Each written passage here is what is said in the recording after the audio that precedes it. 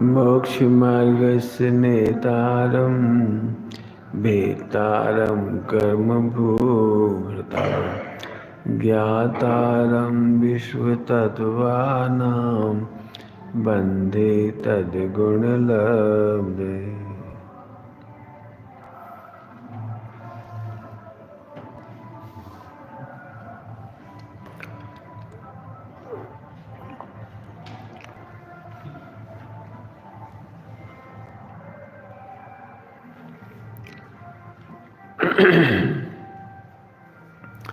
दो तीन दिन पहले बात की थी अपन ने, ब्रह्मचारी हरि भाई जी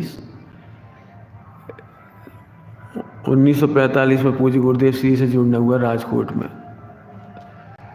4 दिन के मिलने के बाद जाने वाले थे लेकिन रेलवे स्टेशन गए तो ट्रेन ही चूक गई। और ट्रेन चूकना बहुत अच्छा हुआ उनके लिए। राजकोट में मिलने आए थे 1945 में, 4 दिन लाभ लिया।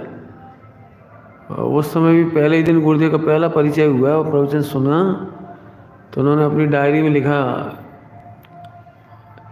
कि द्रव्य दृष्टि से भगवान आत्मा जैसा है वैसा है। बस ये बात अद्भुत है, गुरुदेव श्री से मिली। उम्र कितनी थी उस समय? 19 साल की। 19 साल की उम्र में इतनी बात पकड़ ली।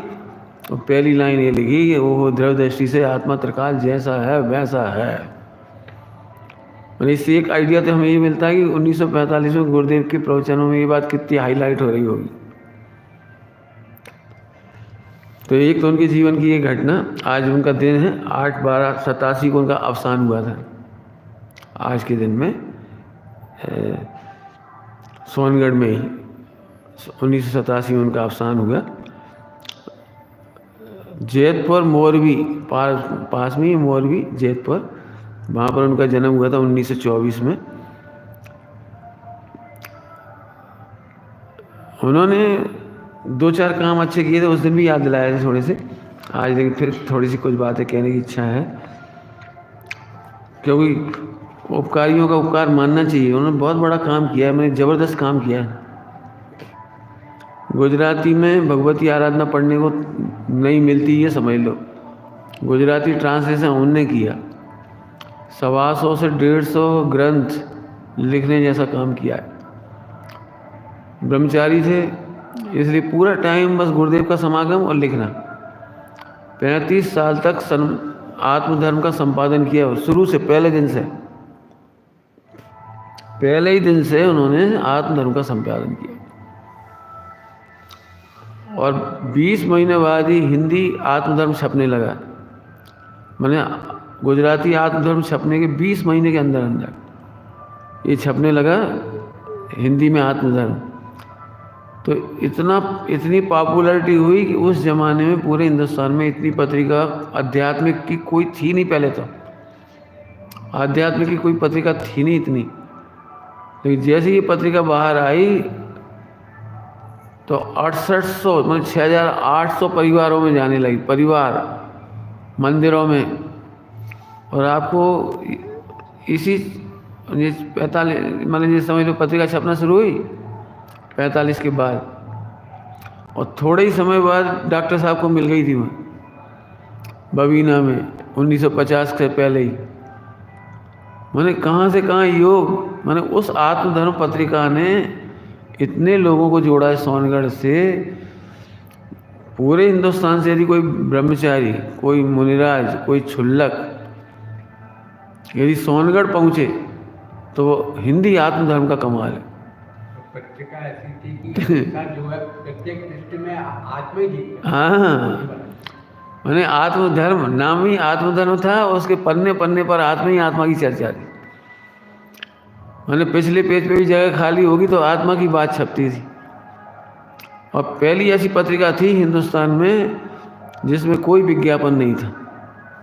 जैसे आप देखते हैं ना पत्रिकाओं में विज्ञापन छप जाते हैं, आज भी आप देखोगे तो आपको ऐसा लगता है कि इसीलिए भीतरा विज्ञान में भी कोई विज्ञापन नहीं आता। मैं ऐसी पत्रिकाओं को भी देखता हूँ जो जैन समाज की हैं, जैन धर्म की हैं, लेकिन उन पत्रिकाओं में चाय का विज्ञापन छपा हुआ है, आभूषणों का विज्ञापन छपा हुआ है। यानी और कौन कौन कपड़ों का विज्ञापन छपा है, सीमेंट का छपा है, मैंने कुछ तो भी छप जाते हैं।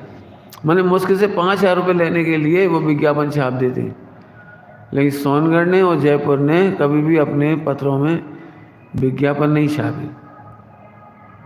ये बहुत अनुकरणीय बात है पूरे हिंदुस्तान के लिए, पूरे विश्व के लिए, कि प्योरली धर्म के लिए समर्पित थी ये पत्रिका। लेकिन इसने सोगानी जी को आत्मधर्म ने जोड़ा। सोगानी जी को भी आत्मधर्म मिला था सबसे पहले अजमेर में। मैंने हर जीव को आप देखो कहाँ से कहाँ जीव लगे हैं वो इस आत्मधर्म पत्रिका से। इसलिए आज हम पूरे हिंदी प्रांतों की ओर से समझ लीजिए ब्रह्मचारी हरि भाई जी की बहुत ऋणी हैं कि उन्होंने हमें पूज्य गुरुदेव श्री की वाणी का योग उनकी पत्रिका के माध्यम से कराया।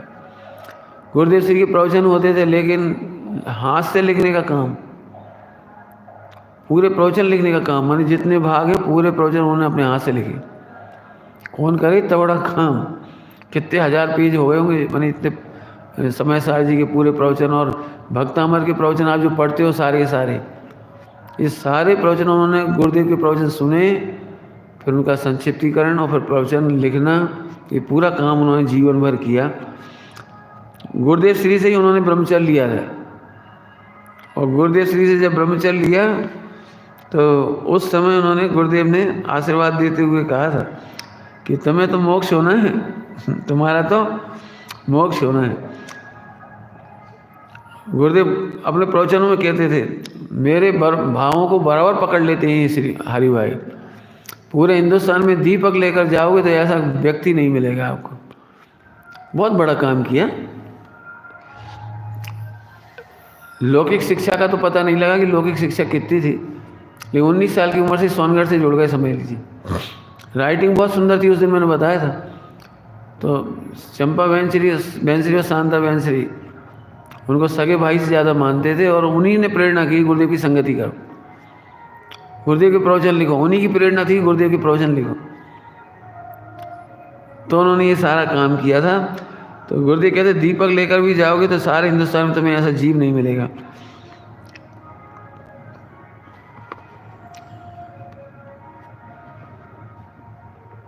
एक और बहुत अच्छी बात जो अभी तक मेरे ख्याल से किसी के साथ नहीं हुई, किसी के भी साथ नहीं हुई, जो केवल इनके साथ हुई है, और वो है सबसे बड़ी बात कि इतना अच्छा काम देख करके गुरुदेव ने अपने हाथों से उन्हें स्वर्ण पदक दिया। मैंने गोल्ड मेडल देते नहीं इसे। गुरुदेव की हाजिरी में पूरे हिंदुस्तान के मुमुक्षु समाज के अध्यक्ष ने उन्हें स्वर्ण चंद्रक दिया। स्वर्ण पदक जिसको हम कहते हैं उसको स्वर्ण चंद्रक कहते हैं गुजराती में। हमारा मतलब है कि उन्हें पूरे हिंदुस्तान में से 6 जगह स्वर्ण पदक से सम्मानित किया गया। काम तो बहुत लोगों ने किया, देखा जाए तो ऐसे मेडल के अधिकारी बहुत हैं, लेकिन गुरुदेव से प्रशंसा भी मिलती थी और काम भी अच्छा किया था, इसलिए 6 स्थानों पर उन्हें जगह जगह स्वर्ण पदकों से सम्मानित किया गया। गजब बात यह है कि लौकिक पढ़ाई कितनी की ये नहीं मालूम, लेकिन समय सार जी को 100 बार से भी अधिक पढ़ा उन्होंने। धबला जी के 15 भाग, धबला जी जैसे 15 भाग उन्होंने पढ़े, और अंतिम दिन 15वां भाग पूरा हुआ उनका, अंतिम दिन 4 बजे, और रात को 10 साढ़े 10 बजे उनकी देह छूट गई।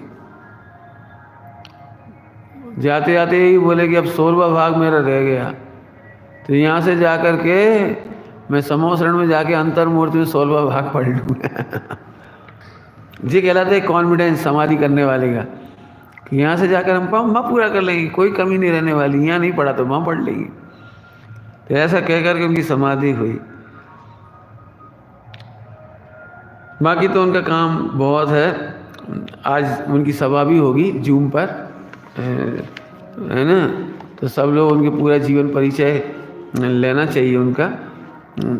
मैंने तो अपनी भावना उनके प्रति प्रस्तुत की।